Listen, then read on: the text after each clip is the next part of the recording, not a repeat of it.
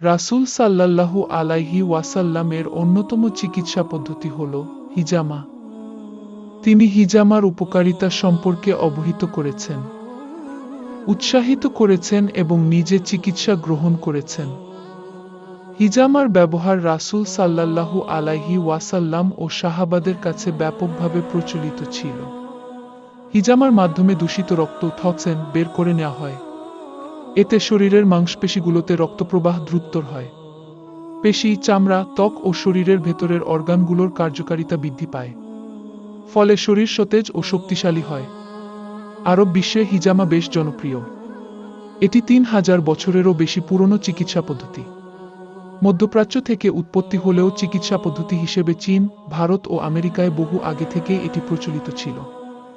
১ শতক থেকে ইউরোপেও এটির প্রচলন রয়েছে।